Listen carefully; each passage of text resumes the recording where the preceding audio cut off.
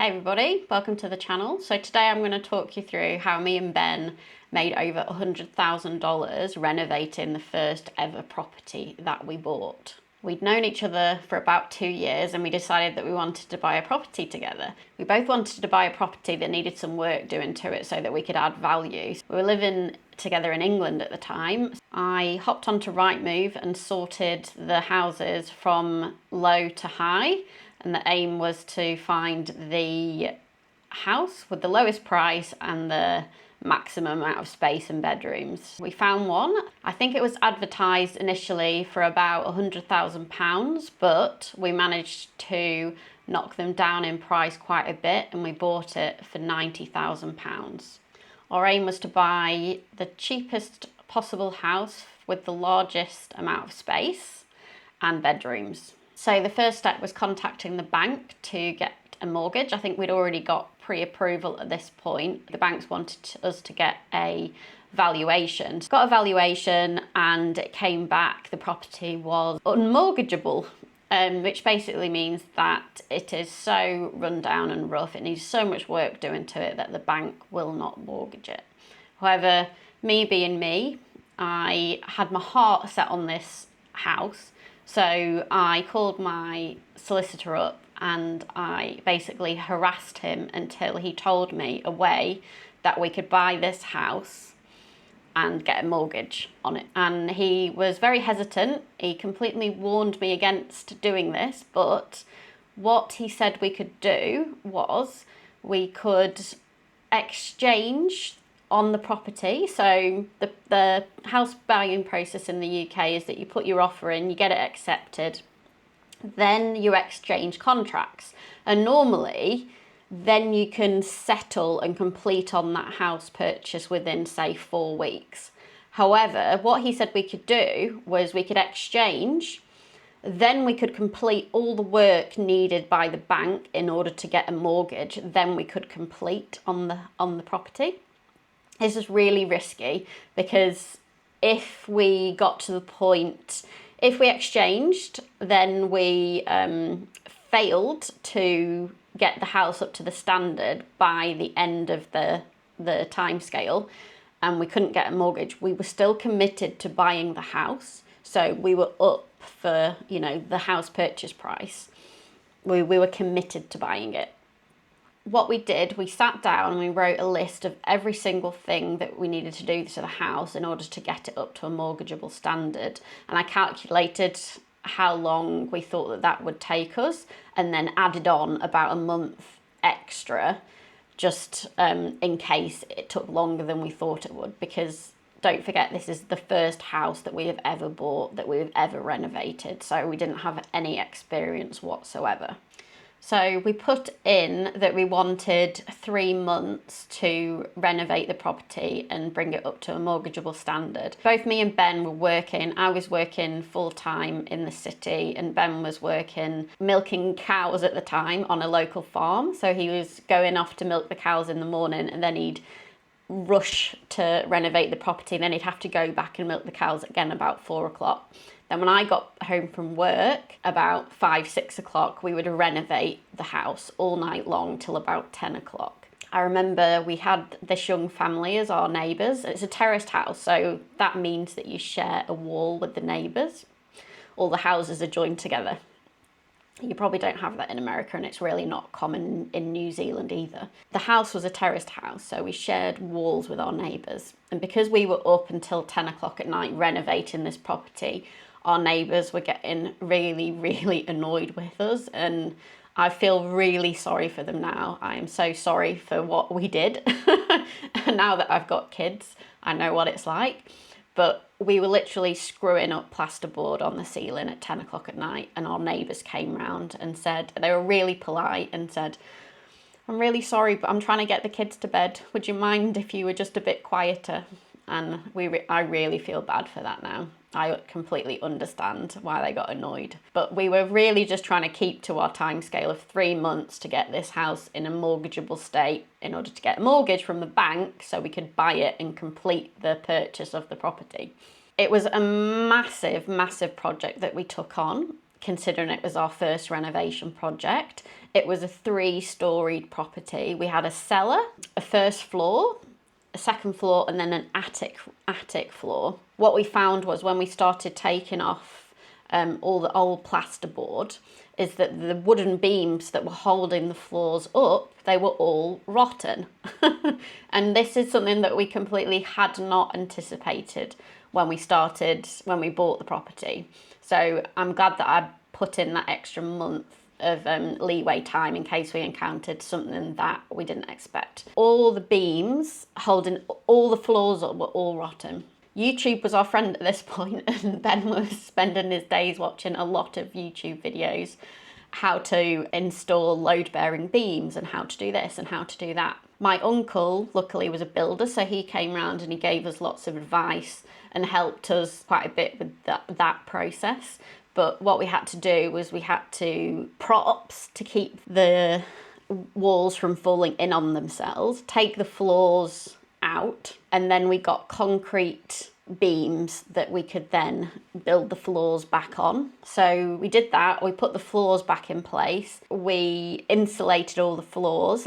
I remember doing that, you know, at 9-10 o'clock at night, cutting insulation and sticking it in the floor. And we bought a second-hand kitchen. Ben, luckily, is really, really handy. He managed to fit this second-hand kitchen. It was really still quite a work in progress at the end of the 3-month period when we got the bank valuer back in to tell us if we'd get a mortgage on it or not. Or actually, I'm just thinking about it, what we did was that we got it to a point where we thought we possibly could get a mortgage on it before our 3 months was up.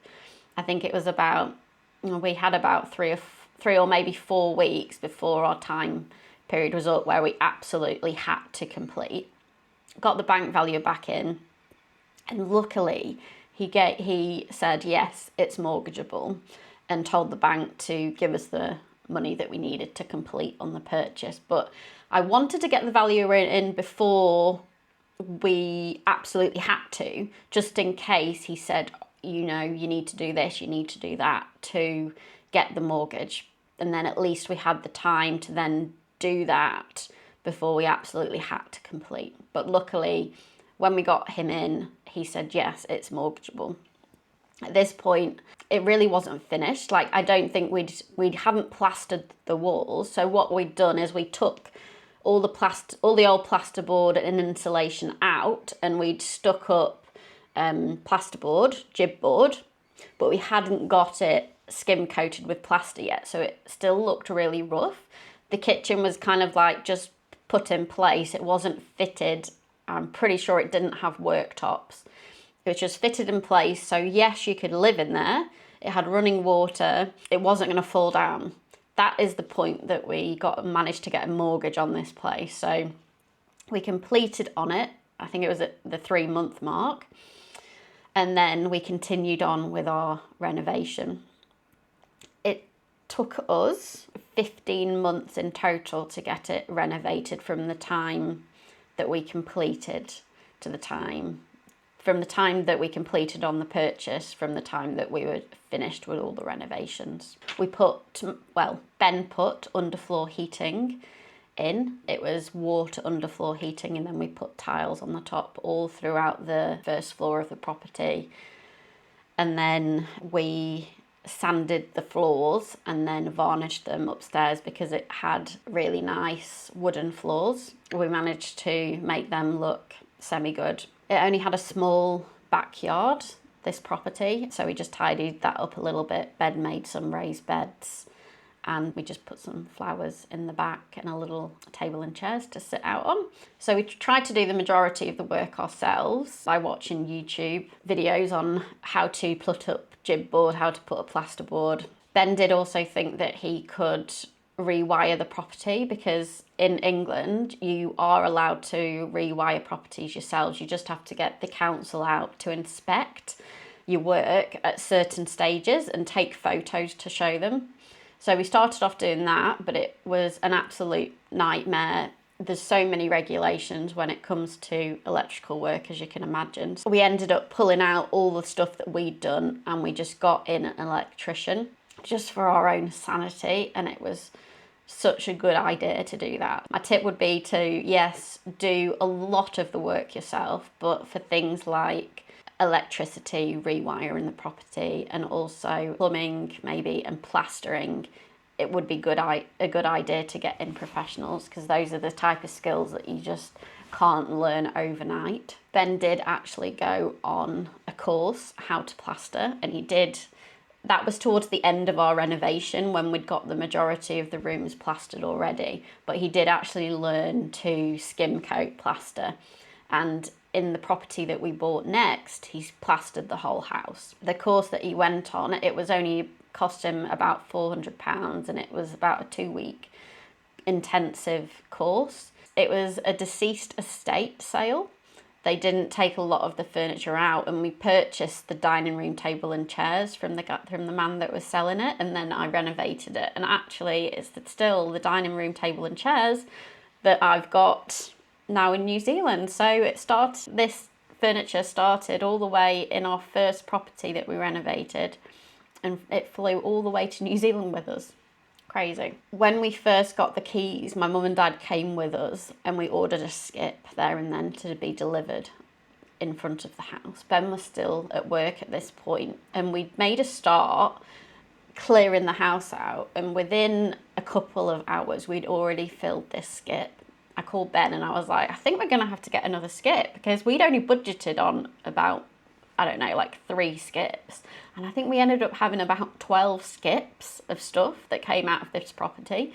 So that was our budget, that was an area of our budget that definitely went over, but skips are only a couple of £100. But it just shows how your budget can blow out with things that you really just don't think of. And again, with the rotten beams, that's an area where our budget blew out majorly.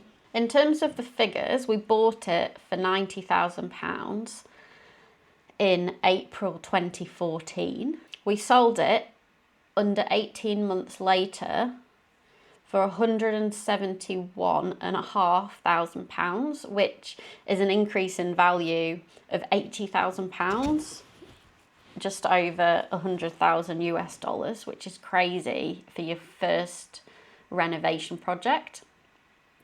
We spent about £35,000 renovating it because we did a lot of it ourselves. We saved a huge amount of money renovating that property. We made a profit of about £40,000 in under 18 months. My top tips for making money on your first renovation project would be look for the worst house in the best area. Go on Rightmove, sort on the price, low to high. You're looking for the cheapest possible house that needs the most amount of work. You're going to do the majority of the work yourself, strip it all out, get the professionals in to do the plumbing, the electricity, the plastering, but you're going to strip it out, you're going to put the jib board up even, you're going to sand the floors, you're going to paint it. Try and fit the kitchen yourself if you're a little bit handy. Kitchens can cost an absolute fortune if you buy them new and get someone professional to install them.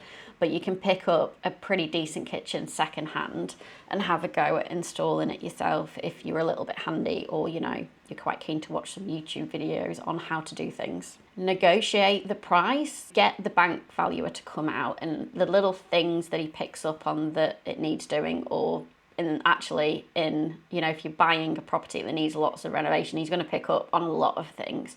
Use that as a tool to negotiate the house price down. I probably wouldn't recommend doing what we did and exchanging contracts, then renovate to get a mortgage, then complete. It is not for everybody, but I was absolutely determined. I could see. So I'm just going to show you some photos of the house that we first bought. It had wood chip wallpaper on the ceiling and the walls. Cast iron roll top baths were really in fashion when we were renovating this house, and I was obsessed with getting one. So I sourced one secondhand, spray painted it and got it some new feet, and me and Ben lugged it up the stairs in this house, And I was gutted to find out that the people that we sold our house to redid the bathroom. So they'd have to have lugged the bath back down the stairs again.